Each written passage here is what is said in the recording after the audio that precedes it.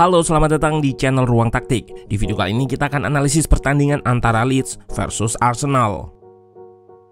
Arsenal berhasil mematahkan rekor unbeaten Leeds di Elland Road setelah menang dengan skor tipis 1-0.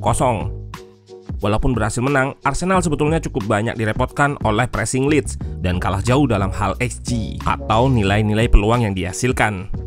Pun begitu, Arsenal bisa lepas dari tekanan dan mampu mencetak 1 gol yang cukup untuk membawa 3 poin dan memantapkan posisi di puncak klasemen.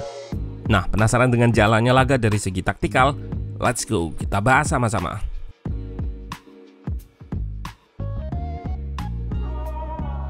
Arsenal yang diasuh oleh Mikel Arteta dan Leeds yang diasuh oleh Jesse Marsch menggunakan formasi yang sama, yaitu 4-2-3-1.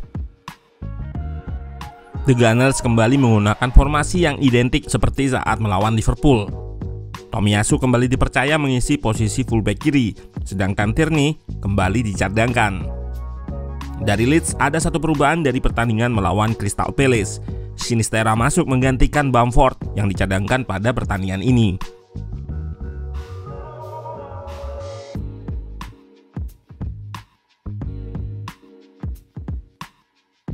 Leeds utamanya akan bertahan mid block dengan 4 back.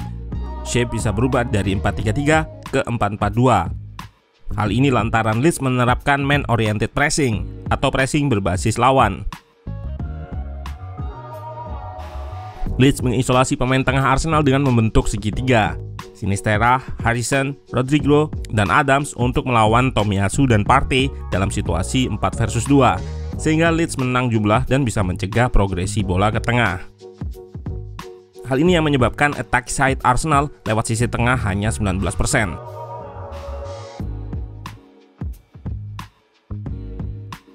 Leeds juga akan membuat pressing trap saat bola diarahkan ke sisi flank atau sayap. Misalnya pada klip ini diarahkan ke Ben White.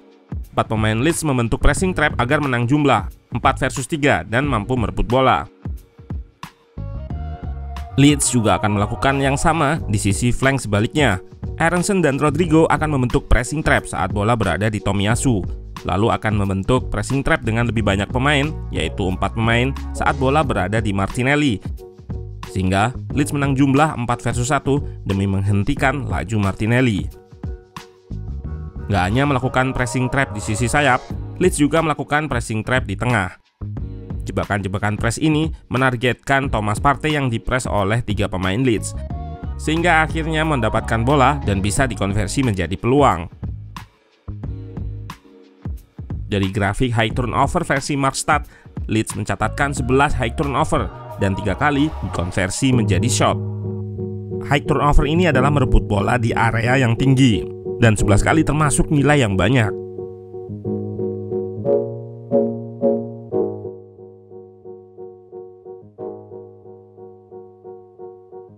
Pada saat build up, Tomiyasu akan invert ke tengah sehingga Arsenal build up dengan formasi 3-2. Hal ini dilakukan untuk menemani Partey atau menambah pemain di tengah. Lalu Gabriel Jesus juga ikut turun membantu progresi bola di tengah.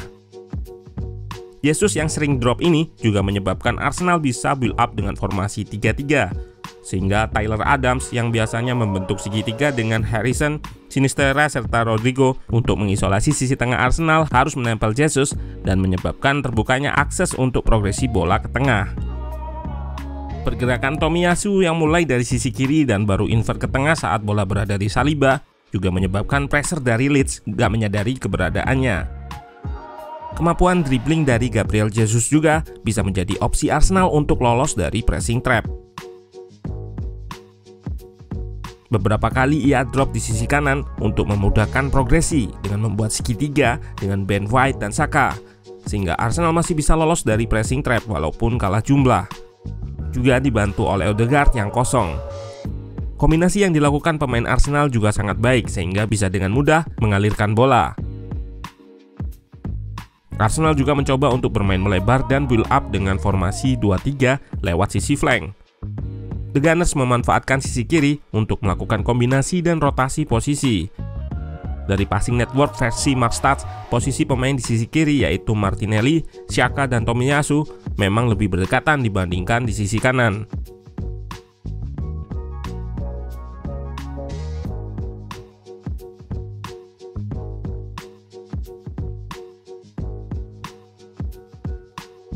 Ide Arsenal adalah untuk membuat sirkulasi di satu sisi, lalu akan melakukan switch play ke sisi sebaliknya. Hal ini dilakukan agar pressing Leeds bisa dilewati.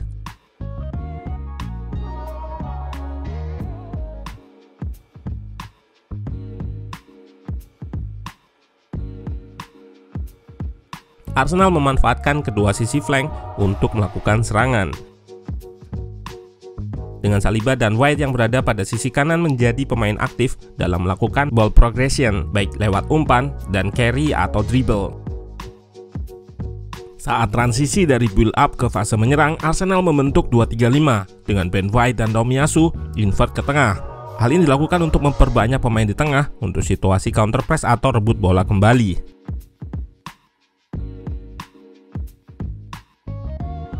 Saat fase menyerang, Arsenal menggunakan 6 pemain dengan Ben White atau Tomiyasu melakukan overlap setiap ada kesempatan.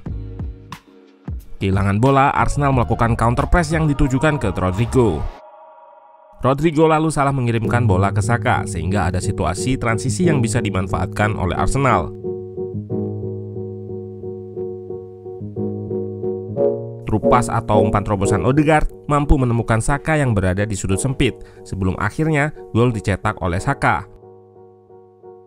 Saka kini sudah mencetak 4 gol, 4 assist dan menjadi pemain Arsenal dengan gol plus assist terbanyak bersama Gabriel Jesus.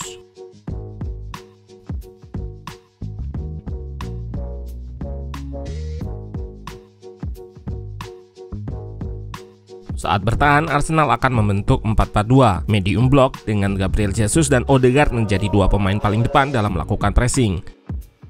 4 back akan dibantu oleh Partey dan Xhaka yang bisa ikut turun sehingga Arsenal bertahan dengan 6 pemain. Arsenal menjadi tim kedua dengan pertahanan garis tertinggi setelah Manchester City di EPL. Satu lagi taktiknya adalah menggunakan offset trap untuk meminimalisir resiko kena counter.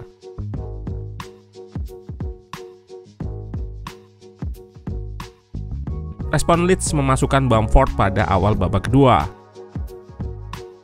Ia sebenarnya langsung bisa memberikan efek cepat setelah berhasil mencetak gol. Namun golnya dianulir oleh wasit lantaran ia mendorong sebelum mencetak gol. Leeds juga mendapatkan hadiah penalti setelah Saliba melakukan handball, namun tendangan penalti Bamford masih menyamping. Pressing yang dilakukan oleh Leeds juga beberapa kali berhasil merebut bola dan bisa membuat peluang dari pressing tersebut. Ini adalah ciri khas pelatih Jerman, menggunakan pressing dan mengkonversi langsung menjadi peluang. Dari data XG versi The Analyst, peluang-peluang ini menyebabkan terjadinya lonjakan XG Leeds di babak kedua, sehingga akhir pertandingan mencapai 1,86 dari 16 shot, sedangkan Arsenal hanya 0,4 dari 9 shot. Kemenangan ini membuat Arsenal memperkokoh posisinya sebagai pemuncak klasemen dan memperlebar jarak ke rival terdekatnya, Manchester City dengan 4 poin yang baru saja menelan kekalahan dari Liverpool dengan skor tipis 0-1. Apakah Arsenal akan juara? Tentunya masih terlalu dini. Konsistensi di setiap pertandingan akan jadi penting.